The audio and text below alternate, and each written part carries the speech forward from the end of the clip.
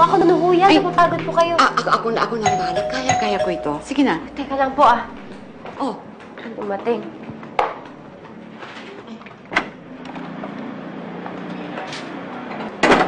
Ay!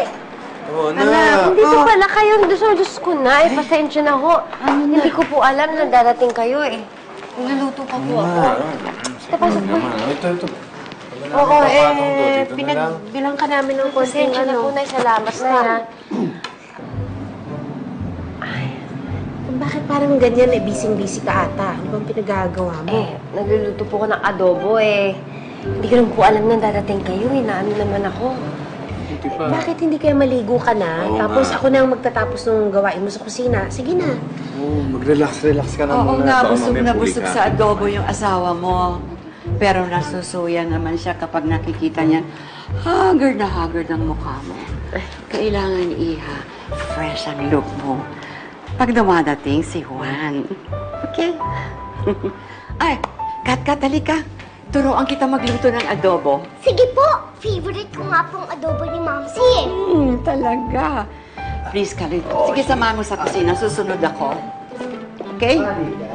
Ano, Iha, sige na. Mag-freshen up ka. Kami nang bahala dito. Kailangan maganda ka. Okay? Naku, Mamo, okay lang po ba kayo? Gusto nyo ilabas ko yung china na rinegalo niyo po sa akin? Hindi ko po nabubuksan yun nung kasal. Huwag na. Kami na ang bahala. Sige na, mag-freshen up ka. Magpaganda ka, okay? May pakiusap sana ako. Sana magkaayos na kayo ni Juan. Gabi-gabi pinapanalangin ko na sana magkabalikan kayo. Yun lang naman ang gusto ko na mabuo ulit ang pamilya niyo, ha? Sige na, magpaganda ka. Maligo ka. May bawang ka. Pasensya na po. Sige. Excuse me. Sige po. Tama siya. Gusto niyo magkabalikan kami ni Juan? Hindi. Namoy bawang ka na. Maligo ka na nga. Sige na. Ako na maghahanda ng mesa. Sige na. Thank you. Pasensya na po. Oh, ba't parang atat na atat ka atang umalis? Agatha, I told you, ini-expect ako nila Mamo tsaka ni Papi. Nandun na nga sila eh. Si Happy, kanina pa ako tinetext. Si Happy. Si Happy na lang laging bukang bibig mo. Di ba may arrangement na tayong pinag-usapan? Bukas na ulit ako. We can do whatever you want tomorrow night. Promise.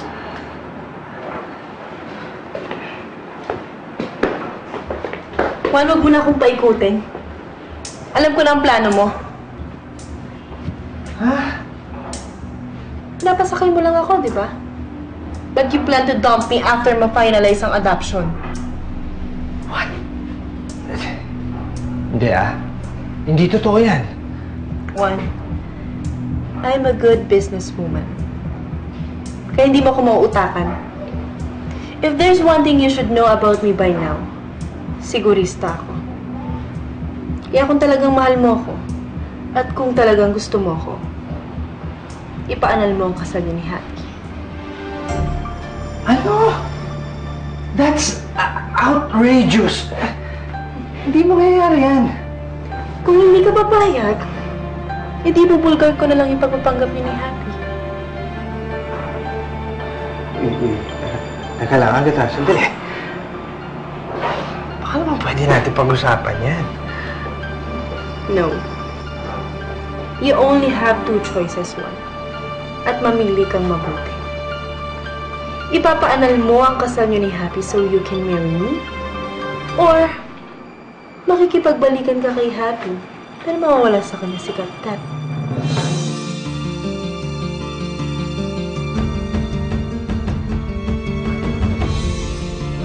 Agatha, teka lang. Masyado mahirap yung pinagagawa mo eh.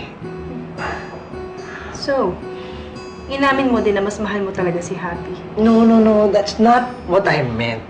Ang sa akin lang, gusto ko lang na mas maging reasonable ka. Reasonable?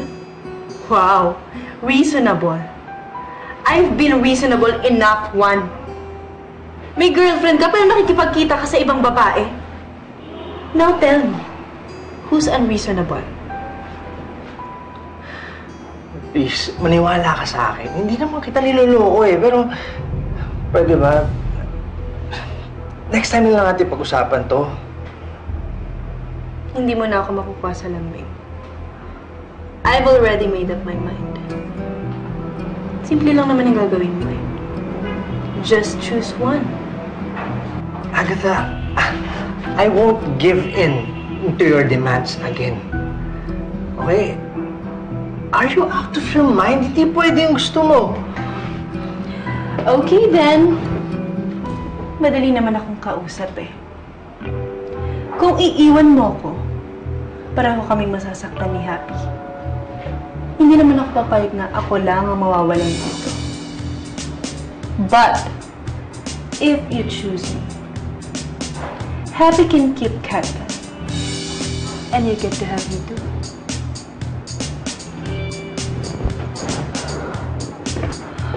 All is fair in this world. Diba?